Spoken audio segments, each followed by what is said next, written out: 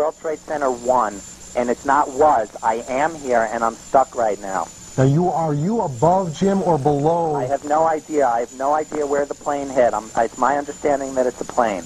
Jim, there are two planes. One went into one tower. One went into the other tower. What do you see around you? I mean, are you in smoke? Are you in fire? I mean, the first thing that I want to make clear is that I'm stuck on the 86th floor.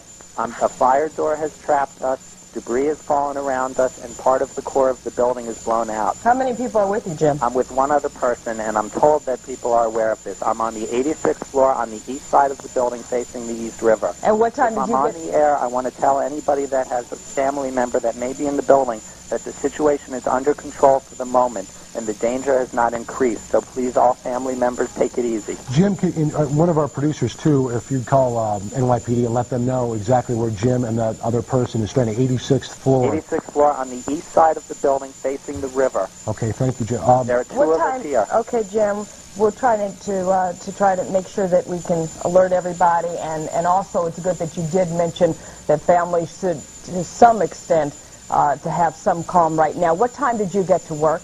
I got to work around 8 o'clock this morning, and I think this happened around 8:45. It did. Describe what you felt.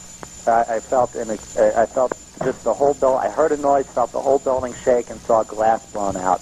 The glass on my floor was blown out from the inside of the building out, rather than the exterior windows being blown out. Glass fully shattered, and just the core of the building, the interior core of part of the building collapsed. Hello? We just want to pass it. Jim, hang right there with 1 second. For folks that are in New York City, all bridges and tunnels in and out of the city have now been closed by the NYPD. I'm sure security measures to be taken if perhaps there are folks that are still in the city that are suspects. Fire stairs are blocking our exit. I don't know where the stairs are, but I couldn't get to it enough. I would want to pass the debris on my own without it. Patricia and I, the elevators are blown out. There's a shaftway in between. In the meantime, let's go back to Jim Dolan as we talk about what's just happened. Jim?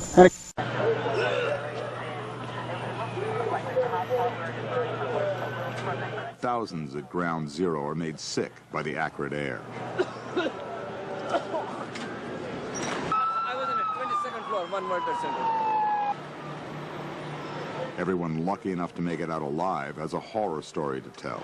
We wait until second blast because we have to make sure that the people are out also. Almost all the people were out. We opened the doors and everything.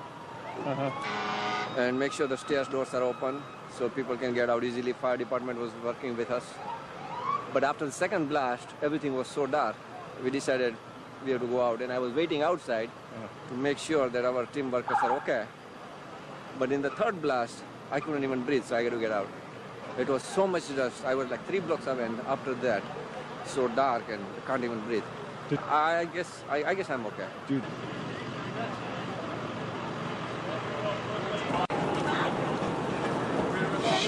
You all right? It's not working, no signal. 88, One World Trade. 72. You're on 88? Yeah. How'd you live through that?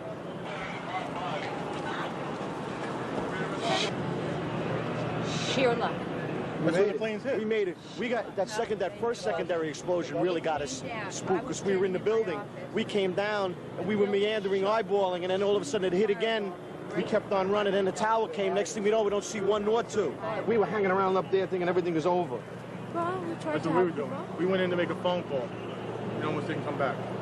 When we were in, and we were on 20th floor? 21, and you know, all of we were looking out the window, we were getting our air because it was a clear floor, and then all of a sudden, boom, and then we just hightailed out of there, went in one stairway, was full of smoke, got down, still was just meandering out of there, looked up, we saw one down, we saw two down, and we saw the vista take, gouged, and then all of a sudden the tower came down on one, went into a building, everybody was running, firemen, everybody, and then all of a sudden, you know, we look up and there's no towers no more. We heard a lot of rumbling. I went back in.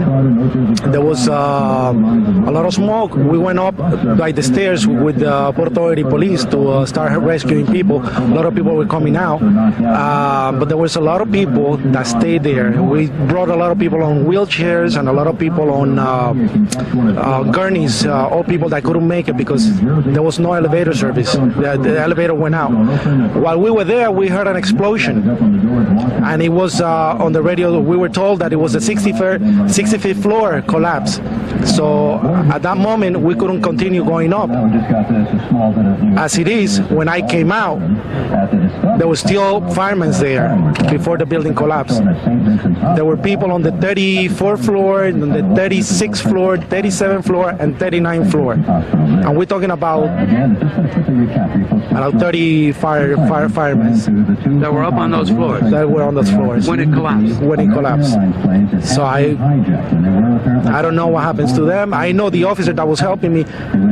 We don't know what happened to him. This officer Lim from the Port Authority Police. We have no contact with him. I've been looking for him. While we came out on the floor, on the lobby, there were still people on the floor, dead on the floor. There was a person encrusted on the floor.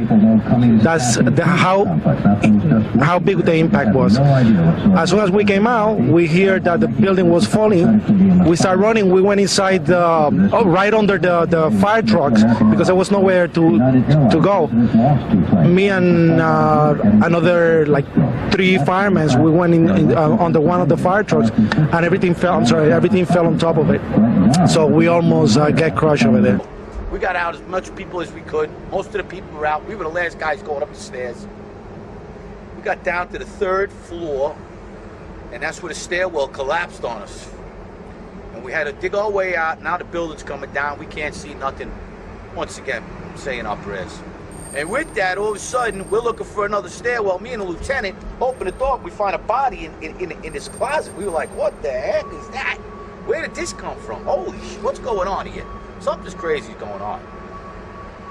We got our way out of the 3rd store, and that's where the maintenance fella with a little flashlight saved our lives. He was pointed over, and if it wasn't for him, we never would have found another stairwell. Willie Rodriguez, thank you, Willie. He saved our lives. Saved about 12 guys' lives that day. We got down to the lobby, and everything was... It was just a giant shit. 30th floor. We hear another explosion. And at that time, we heard a huge explosion. But then there were other doors that were locked, so we were brought into another floor when there was another explosion, and they finally let us continue to go down. Kim White was stuck on the 74th floor of Tower 1. The doors were locked. Why? I have no clue. We sat around for about 5, almost 10 minutes trying to find a door or get somebody with a key. 36th floor, and I was reviewing some work, and it was about 10 to 9, and the building shook. And I felt it was an earthquake, and it didn't bother me because I felt the building could sustain earthquakes. They were built for that. And then there was a huge explosion, and the ceiling fell.